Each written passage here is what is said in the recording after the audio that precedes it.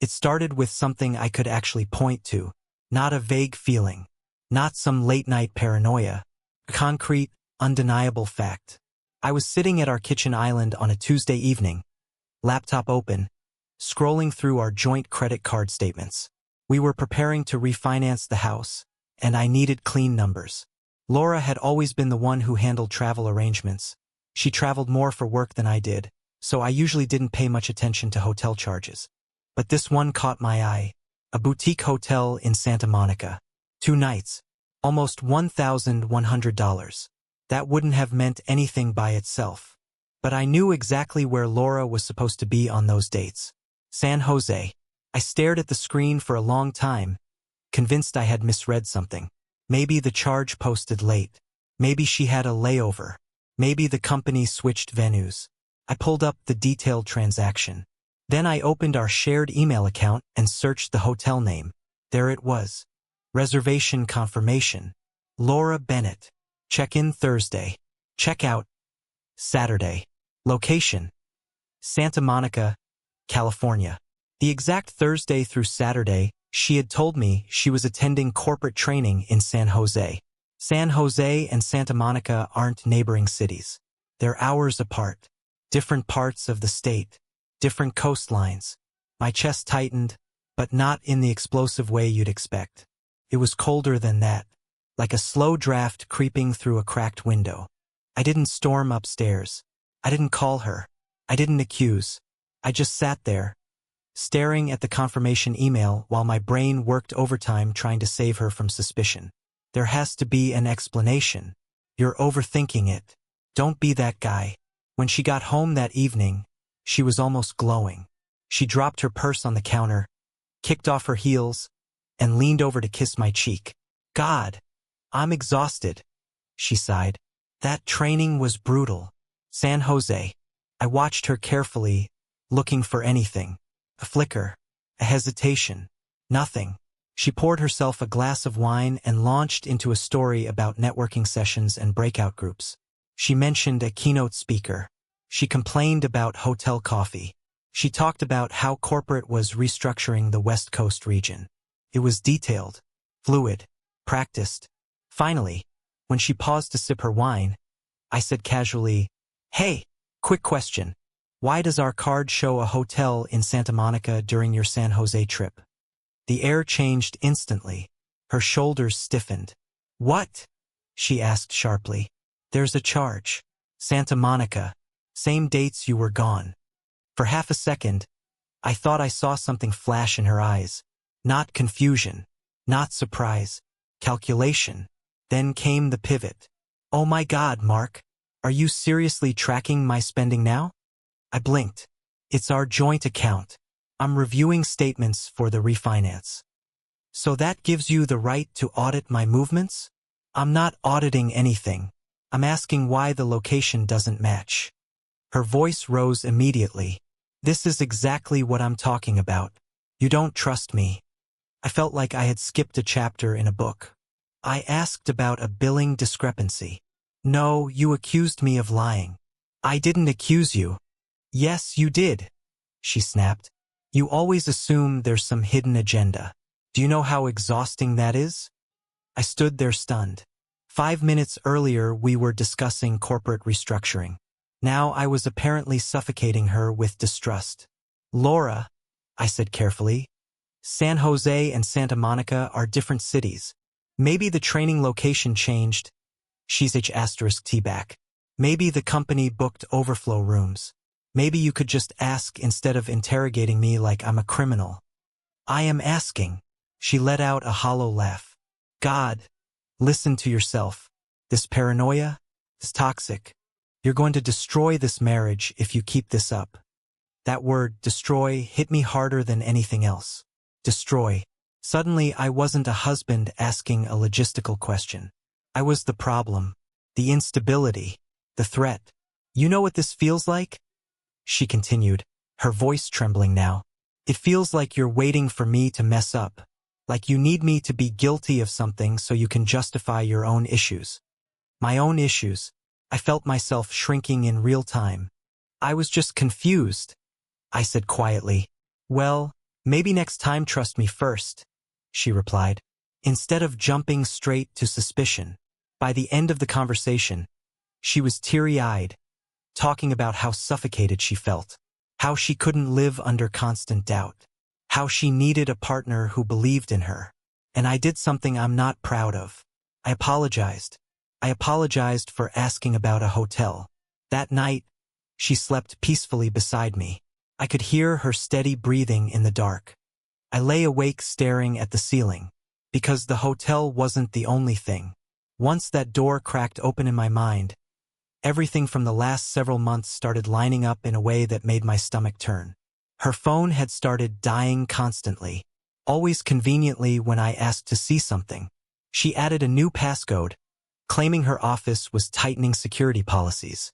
She'd taken more business dinners in the last 3 months than in the previous 3 years combined. Sometimes she came home emotionally distant, cold, distracted, unreachable. Other times she was almost aggressively affectionate, initiating int asterisk Macy out of nowhere, complimenting me excessively, asking about my day with exaggerated enthusiasm. Felt rehearsed. And there were the trips, conferences I wasn't invited to, networking events where spouses were discouraged, weekend seminars that conveniently overlapped with long holidays. I had ignored all of it, because trusting your wife is what good husbands do. But the strangest part, the piece I couldn't shake, was how often she had started provoking me lately. Little comments about how I'd changed, remarks about how I wasn't as spontaneous anymore, jokes about me being predictable. It was subtle, never enough to call out, but enough to make me question myself. Almost like she was testing how I'd react, building a narrative. If she could frame me as paranoid, then any suspicion I had would automatically look irrational. That realization sat heavy in my chest. I wasn't looking for problems. I had found one, and instead of clarity, I had been handed guilt. I stopped asking myself, what if I'm overthinking this? And started asking something far more dangerous. What if this wasn't a mistake, but a strategy? About a week after the hotel argument, I stopped trying to convince myself it was nothing. I didn't confront her again. I didn't snoop aggressively. I just paid attention. And once I started paying attention, the pattern was impossible to ignore. Laura's phone was no longer just private. It was guarded like classified material. She carried it from room to room, bathroom included. If it buzzed, she'd glance at it and flip it face down before I could casually look over. One night I asked, half joking, "Who's blowing you up this late?" She didn't smile back. "Work," she said flatly. "At 11:47 p.m. She shrugged. "West Coast clients. We live in Los Angeles." That was the moment something inside me shifted from confusion to quiet awareness. She began changing small logistical details too. Her gym schedule moved from mornings to evenings. Her team dinners increased. She started dressing differently for work, subtle upgrades. New heels, new perfume, the kind she used to wear only on anniversaries. And then there were the emotional swings. Some days she was cold, distant, scrolling her phone while I talked, answering in one-word responses. Other days she was overly affectionate, cooking my favorite meals, suggesting we reconnect, touching my arm randomly, like she was checking to see if I was still there. It didn't feel natural. Felt like maintenance. I started replaying conversations in my head. There was one in particular that kept resurfacing. We were sitting on the couch about a month before I found the hotel charge. I had mentioned feeling disconnected lately. She had sighed and said, "Maybe you're just projecting your own issues." At the time, I had accepted that. Maybe I was stressed. Maybe I was withdrawn. Now it felt different. Now it felt like positioning. The final nudge came on a Thursday afternoon. She told me she had another training weekend. This one in Sacramento. 2 nights. Mandatory leadership certification. Same hotel chain? I asked casually. She hesitated for a split second. Yeah. Corporate books, everything. That hesitation was microscopic. But it was there. When she left Friday morning, suitcase in hand, She kissed me goodbye like always. Warm, confident, unbothered. I waited exactly 30 minutes after she drove off. Then I logged into our shared airline account. There was no Sacramento flight. Instead, there was a booking to Orange County. My stomach dropped, but I didn't panic. I didn't call her. I didn't accuse. I waited. At 3:12 p.m. I received an automated notification from our credit card. Pending charge. Coastal Breeze Hotel, Lag * Na Beach. 2 nights. I just sat there staring at the screen, feeling oddly calm. This wasn't a misunderstanding. This wasn't a misplaced booking. This was repetition. I didn't confront her that night, or the next. I let her come home Sunday evening with her leadership certification story prepared. She talked about breakout sessions, about networking mixers, about future promotion opportunities. I nodded. I even asked questions. I watched how effortlessly she lied. That was the part that hurt the most. Not the possibility of another man, but the ease. 3 days later, everything became undeniable. It wasn't luck. It wasn't instinct. It was carelessness. She had left her laptop open on the dining table while she showered. Normally, it was password protected. This time, it wasn't. I didn't plan to look. I really didn't. But a message notification popped up in the corner of the screen. Michael Reeves had an amazing weekend.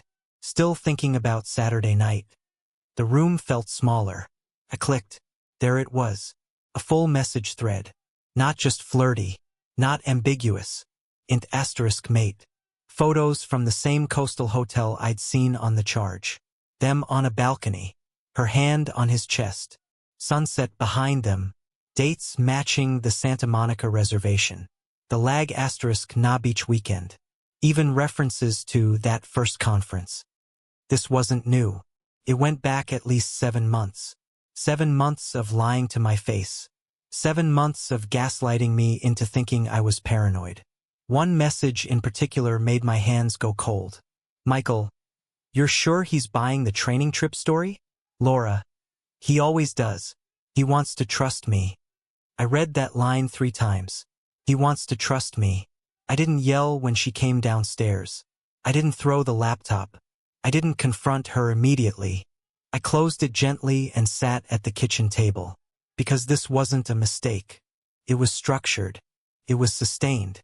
It was strategic. And the worst part? Michael wasn't single. Another thread referenced his situation. How he was working on it. How his wife would understand eventually. So not only was Laura cheating, she was helping another man plan his exit. And I realized something terrifying. The hotel wasn't the beginning.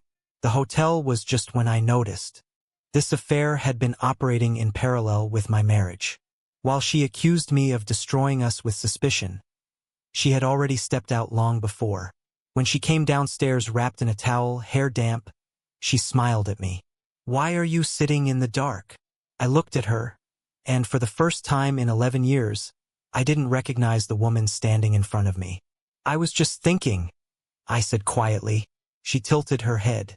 About what? About how thoroughly you rewrote reality. About how you made me apologize for asking the right question. About how easily you lie. But I didn't say any of that. Not yet. Because something inside me had changed. The anger was there. The betrayal was there. But louder than both was clarity. This wasn't emotional confusion. This wasn't a midlife crisis. This was an organized double life. And I wasn't going to confront it impulsively. I was going to understand it fully. Because if she had been planning something, I needed to know exactly how far ahead she was. The night I saw the messages from Michael Reeves, something in me went cold. Not explosive. Not dramatic. Cold. Laura came downstairs wrapped in a towel, hair damp from the shower, and smiled at me like nothing in the world was wrong. Why are you sitting in the dark? She asked lightly. I was just thinking, I said. She walked past me, kissed the top of my head, and headed into the kitchen to pour herself a glass of wine. Same rhythm, same tone, same performance. And that's when I understood something that hurt more than the affair itself. This wasn't impulsive. This wasn't emotional confusion. This was maintenance. For the next few days, I didn't confront her. I watched. I needed to understand the scale of what I was dealing with. I went back into her laptop the next morning while she was at work. The thread with Michael wasn't just romantic. It was logistical. They discussed travel dates weeks in advance. They coordinated conference overlaps. They joked about my trust issues. One message from Laura made my stomach twist. We just need to be patient. I'm organizing things on my end. Organizing things. I searched her email. That's when the second layer revealed itself. She had opened a separate savings account 6 months ago. Not illegal. Not inherently suspicious. But it was funded by small transfers from our joint account, always under $500. Always described as vendor payments. Over time, it added up to nearly $18,000. I checked her Google Drive. There was a folder labeled Personal Records. Inside were scanned copies of our mortgage documents, insurance policies, tax returns, even **TS of text arguments we'd had over the past year. Arguments I now realized she had often initiated. Minor disagreements she had escalated, then saved. It felt less like I had discovered an affair and more like I had uncovered a case file. I leaned back in the chair and stared at the screen. The affair wasn't the only thing happening. Laura was preparing. She wasn't reacting to a failing marriage. She was structuring an exit. And the narrative she was building painted me as unstable, controlling, suspicious. The same words she'd used the night of the hotel charge. The pattern snapped into focus. If she filed first and framed me as paranoid or emotionally volatile, she could leverage that in court. She could argue emotional distress. She could justify financial claims. Meanwhile, she was quietly moving money and building a new life with a man who, according to their messages, was almost done sorting things with his wife. I checked Michael's social media. Married. 2 kids. Family photos posted just weeks ago. Smiling. I almost laughed at the absurdity of it. 2 marriages operating on borrowed time. Both partners pretending everything was normal. I decided to confirm one more thing. I called the HR department at Laura's company, pretending to verify training reimbursements for tax purposes. There was no Sacramento leadership certification. There had been no San Jose event either. That was the moment the last piece fell into place. The lies weren't partial. They were complete. That evening, Laura came home irritated. "Long day," she muttered, tossing her bag down. "I feel like I'm carrying this marriage lately." The irony was suffocating. "Carrying it how?" I asked calmly. She rolled her eyes. "Emotionally. You've been distant." I almost admired the consistency. I nodded slowly. "Maybe I've just been thinking." "About what?" "About how much trust matters." She stiffened, but only slightly. "Well, yeah," she said carefully. "Trust is everything. Everything." That night, she tried to initiate into *Macy. I declined gently. She studied me in the dark. "Are you mad at me?" she asked. "No," I said truthfully. Mad wasn't the right word anymore. I wasn't reacting. I was assessing. The next step wasn't confrontation. It was protection. The following morning, I met with a divorce attorney. I didn't tell Laura. I didn't hint at anything. I brought copies of the hotel reservations, **TS of the messages, records of the secret savings account, and documentation of the fake trainings. The attorney, a calm, composed woman in her late 40s, reviewed everything quietly. "This isn't just infidelity," she said finally. "This is premeditated." The word landed heavily. Premeditated. "She's building a narrative," the attorney continued. "You need to move quickly." I filed first. That part mattered. I froze joint discretionary accounts legally. I secured copies of all financial records. I transferred my direct deposit into a new individual account. I didn't drain anything. I didn't create drama. I moved precisely. Then I made one more decision. I reached out to Michael's wife. Not emotionally. Not vengefully. Factually. I sent her copies of the same evidence I had. Within 48 hours, everything detonated. Laura came home one afternoon pale, eyes wide. "Did you contact someone?" she asked, voice trembling. I met her gaze evenly. "Yes. Michael's wife called me," she whispered. "I imagined she would." "You had no right." "No right?" I repeated quietly. "To tell the truth?" Her composure cracked. "This wasn't supposed to happen like this," she said. And that sentence confirmed everything. This wasn't supposed to happen like this. She had a plan. It just unraveled faster than she expected. Within days, Michael's wife filed her own legal action. There were financial investigations into his business accounts. Apparently, he had been using company funds for hotel bookings. Laura's secret savings account froze during preliminary financial review. Her carefully organized timeline collapsed. We sat across from each other at the kitchen table one final time. "You destroyed everything," she said. I shook my head slowly. "No," I replied. "You just didn't expect me to notice." There were no screaming matches, no thrown plates, just quiet devastation. She had calculated for months, but she hadn't calculated for patience. As she packed her things over the next week, I realized something important. Infidelity rarely begins with passion. It begins with preparation, with rewritten narratives, with carefully planted doubt. The hotel reservation wasn't the start. It was just the first crack in a script that had already been written. And sometimes the most powerful move isn't exposing someone immediately. It's letting them believe the story is still working, until you change the ending. When Laura realized the structure she'd built was collapsing, she didn't explode. She recalibrated. That's what struck me the most. For 11 years, I thought I understood how she handled pressure. She used to cry when overwhelmed. She would talk things through, sometimes dramatically, sometimes defensively, but emotionally. This was different. The afternoon after she confronted me about contacting Michael's wife, she disappeared into the guest bedroom and stayed there for hours. No yelling, no accusations, just silence. That night, she came downstairs composed. "We need to handle this like adults," she said, sitting across from me at the kitchen table. Adults. The word almost made me smile. "I agree," I said calmly. She folded her hands together. "There's no reason to drag this through court. We can divide things fairly. I don't want this to get ugly." That was new too. 3 weeks ago, I was a paranoid husband, destroying the marriage. Now I was a reasonable partner who should cooperate quietly. I studied her face as she spoke. There was fear there. Not heartbreak, not remorse. Fear of losing control. "Laura," I said evenly, "you moved money. You documented arguments. You created false travel records. This was never about fairness."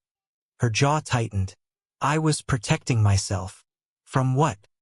"From instability." I held her gaze. "What instability?" She didn't answer, because there wasn't any. That night she packed another suitcase. Not dramatically, not angrily, methodically. By the end of the week, she had moved into a short-term rental across town. I later learned it had been booked months earlier under a flexible cancellation agreement. Another layer of preparation.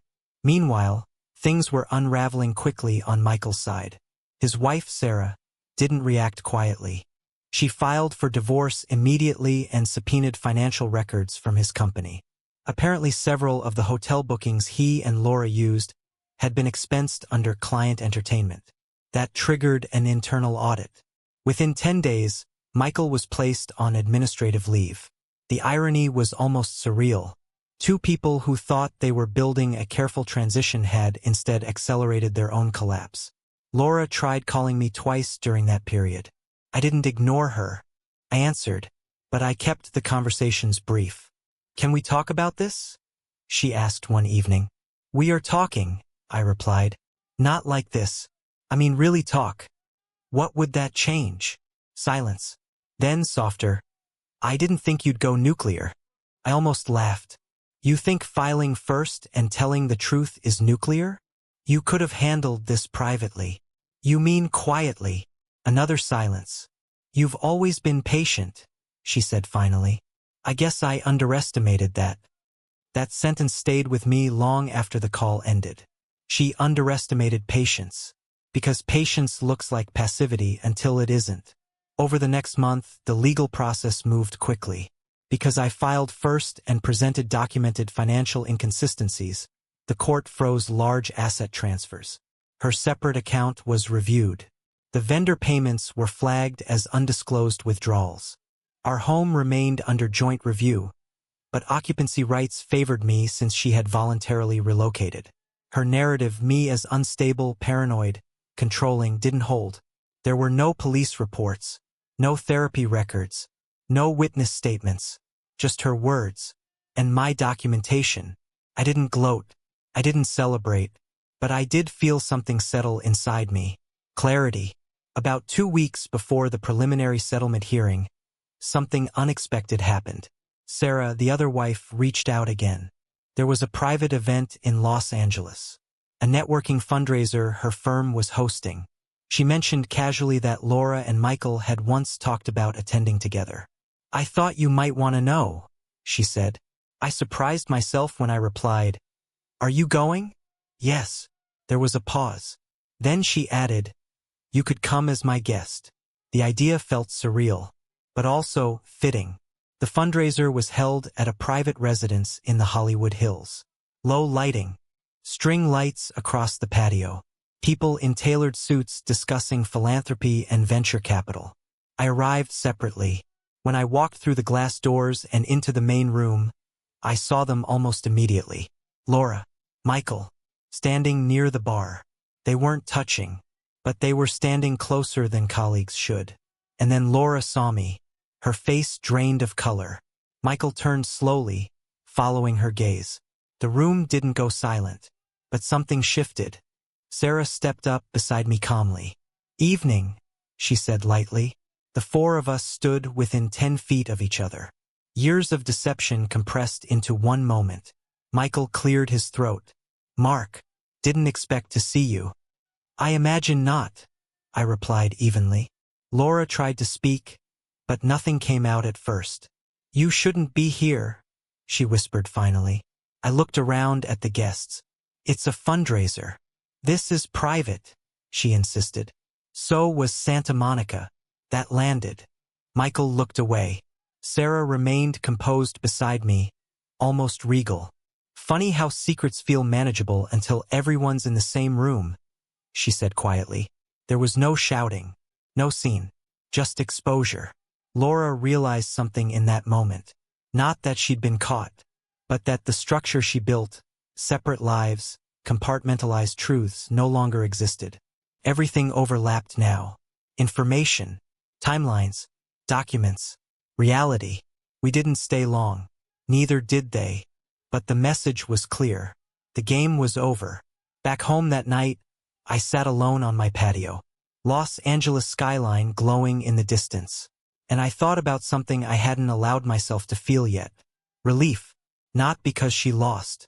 Not because Michael's career cracked. But because I no longer doubted myself. The worst part of infidelity isn't always the betrayal. It's the distortion. The way your reality gets bent until you question your own instincts. Laura didn't just cheat. She rewrote the script. Until I stopped following it. A few days later, she called one last time. "I never thought it would end like this," she said quietly. "It didn't," I replied. "It ended the moment you decided to lie and build a backup life." She didn't argue, and that told me everything. The settlement finalized 3 months later. Assets divided. Accounts audited. No dramatic courtroom battles. Just paperwork. Laura lost more than she expected. Michael lost his marriage and a significant portion of his business. And I walked away with something far more valuable than revenge. I walked away with clarity. Infidelity is rarely spontaneous. It's layered, prepared, tested, narrated. And sometimes the strongest response isn't rage. It's silence, documentation, timing.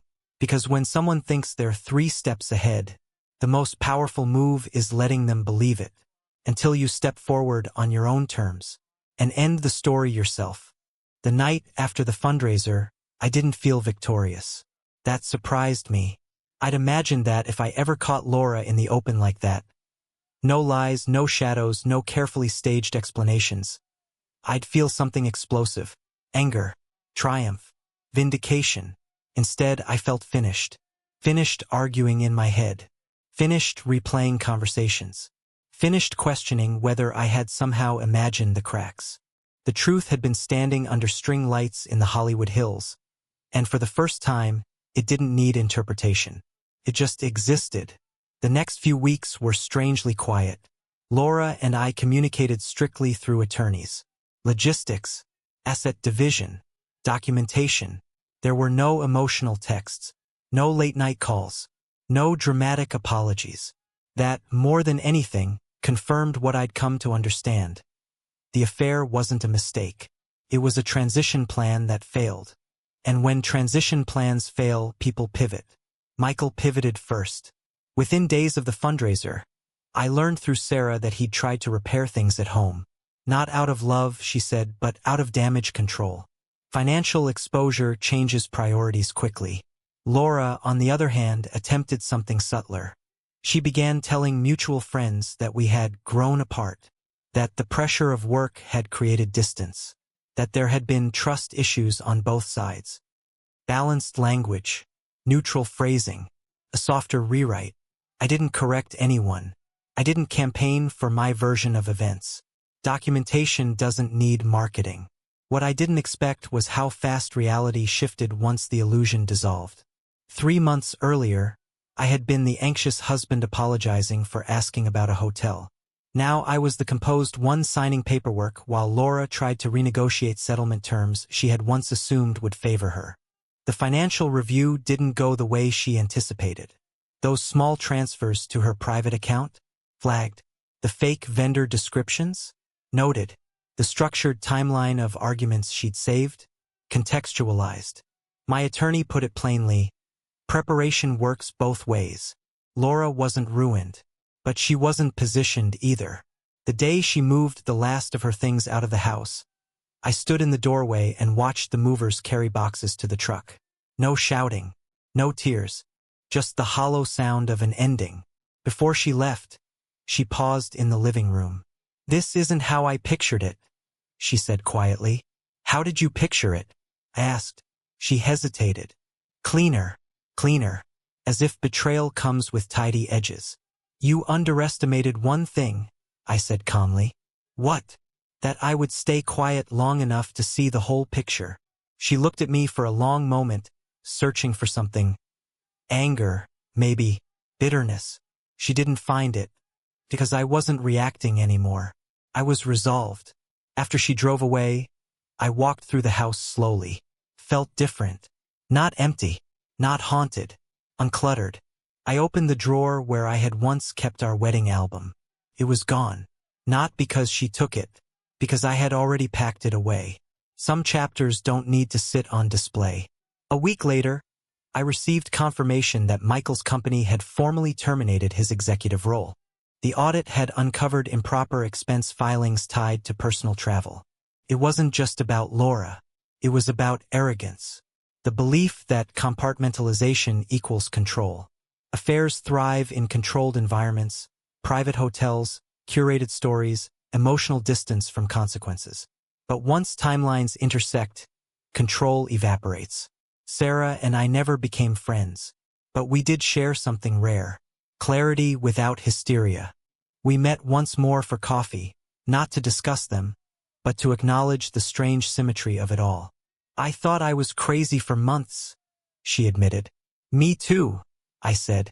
Gaslighting doesn't always involve yelling. Sometimes it's softer. Sometimes it's making someone apologize for noticing the truth. When the divorce finalized, I didn't celebrate. I went for a run. 6 miles through the quiet early morning streets. And somewhere between mile 3 and mile 4, I felt something unexpected. Gratitude, not for what happened, but for what I learned. Infidelity isn't usually spontaneous chaos. It's layered. It's strategic. It's slow erosion masked as emotional confusion. Laura didn't wake up one morning and decide to cheat. She built toward it, just like she built her exit. The only miscalculation? Assuming I wouldn't notice until she was ready. The hotel reservation in Santa Monica wasn't the beginning of the affair. It was the beginning of my awareness. And awareness changes everything. Months later, I ran into Laura by accident at a grocery store. No tension. No visible hostility. Just two people who once shared a life. She looked smaller somehow. Not physically. Certain. "Are you okay?" she asked. "I am," I replied. She nodded slowly. "I didn't expect you to handle it the way you did. That's because you thought I'd react. I let that sit between us." She opened her mouth like she wanted to say more, then closed it. There wasn't anything left to negotiate. As I walked out of the store, I realized something simple but powerful. She lost the version of me that trusted without question. Michael lost the family he assumed would wait. And I lost an illusion. But illusions are expensive to maintain. And once they shatter, they free you. I don't believe in revenge. I believe in timing. I believe in patience. And I believe that when someone writes a script behind your back, the strongest move isn't to rip the pages out of their hands. It's to let them perform until you quietly change the ending and walk away before the curtain falls. I didn't create chaos. I created distance. I filed first, secured what needed securing, and let the legal system do its job. No screaming matches. No social media wars. Just paperwork, timelines, and facts. Laura tried to renegotiate when she realized her preparation wasn't airtight. But strategy collapses when it's built on deception. Michael's situation unraveled faster than ours. Financial audits, custody disputes, reputational damage. I didn't interfere. I simply stepped aside and allowed consequences to surface. The calm hurt her more than anger would have, because calm meant I was done playing the role she'd written for me. In the end, she lost the stability she had quietly planned to leave with. He lost his marriage and a piece of his career, and I lost the illusion that trust alone protects a relationship. What I gained was sharper awareness. Infidelity rarely arrives unannounced.